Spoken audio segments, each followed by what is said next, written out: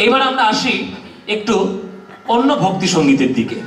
রবীন্দ্রনাথ ঠাকুর আমাদের গুরুদেব, তিনি বিশ্লেষণ যখন করেছিলেন তখন তিনি বাংলার সাহিত্য এবং পদাবলী সাহিত্যটাকে তিনটে ভাগে তিনি ভাগ করেছিলেন।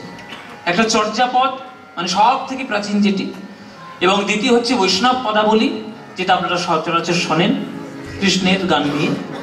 আর একটা হচ্ছে শাক্ত পদাবলী, যেটা কিন্তু পদাবলীর মধ্যেই অন্তর্গত, এবং সেই শাক্ত পদাবলীতে যারা যারা পদ রচনা করেছেন, গান রচনা করেছেন, তাদের মধ্যে একজন বিখ্যাত লেখক হচ্ছেন আমাদের সবার প্রিয় সাধক রামপ্রসাদ সেন। সে রামপ্রসাদের একটি গান আপনাদেরকে শোনাই।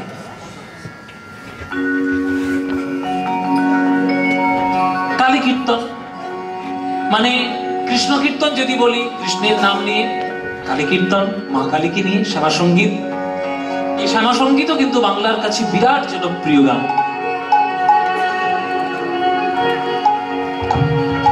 সবাই একটু করে যদি বসবেন, একটু শ্লোক দিয়ে মাকে ডেকে আমরা গানটি শুরু করি। শরণাগত দীনার্ত পরিত্রাণ পরায়ণে সরসারতি হরে দেবী নারায়ণী নমস্তে। সৃষ্টি স্থিতি বিনাশার শক্তিভূতে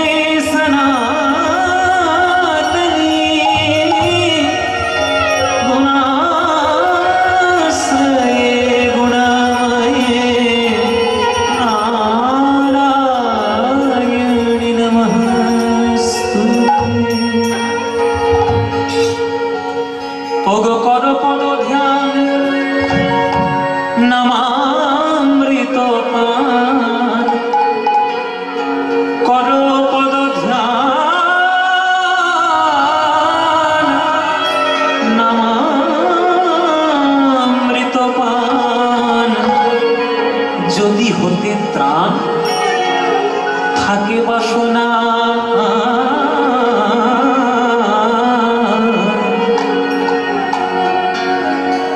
কালী কালী বল রসনা, কালী কালী বল রসনা, কালী কালী বল রসনা, কালী কালী বল রসনা, কালী কালী বল রসনা। কর পদ ধ্যান নামামৃত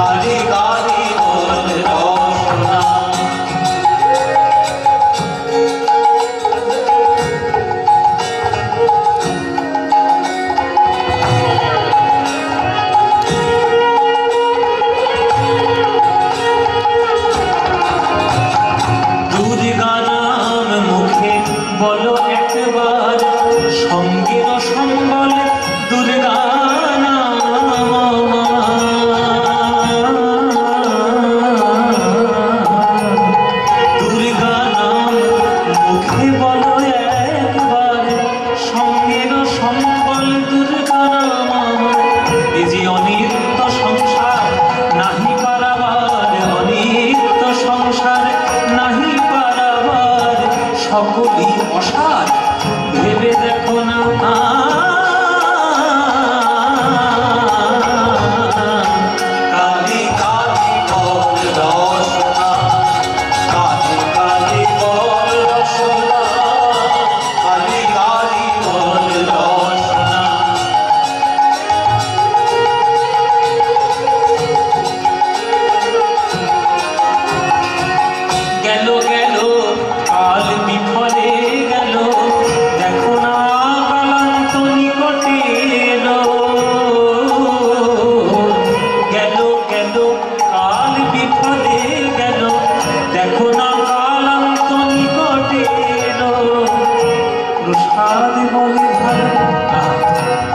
প্রসাদ বলে ভালো কালি কালি বলো দূর হবে সব জম যন্ত্রণা।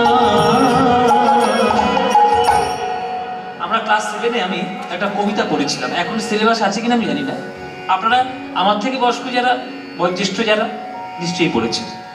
4ই প্রশ্ন বলে একটা কবিতা ছিল আমাদের ক্লাস 7-এর সাবজেক্টে। 4ই প্রশ্ন, তার মধ্যে একটা প্রশ্ন ছিল আশ্চর্য কি।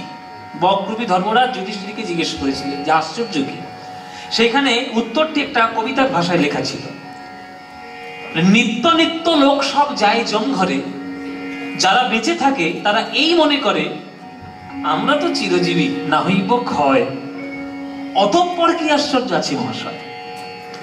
এই যে গতকাল রশিদি চলে গেলেন আমাদের ছেলে, এটা প্রকৃতির চিরসত্য যে আমাদেরকে যেতেই হবে।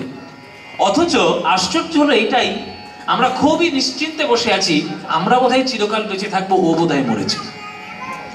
এর থেকে আশ্চর্য আর কি আছে জগতে। চোখের সামনে সত্যিটাকে চোখে দেখা সত্ত্বেও আমরা সত্যি বলে মানতে চাই না, নির্ভাবনায় বসে থাকি, এটাই আশ্চর্য। ওই জন্য রামকৃষ্ণ ঠাকুর বলেছিলেন যে সকাল সকাল উঠে মরণের চিন্তা করবি। ভক্তরা তো খেপে গেছে, সকাল সকাল উঠে মরণের চিন্তা করবো, কি বলছো ঠাকুর? সকালবেলা উঠে তো ঠাকুরের নাম করতে হয়।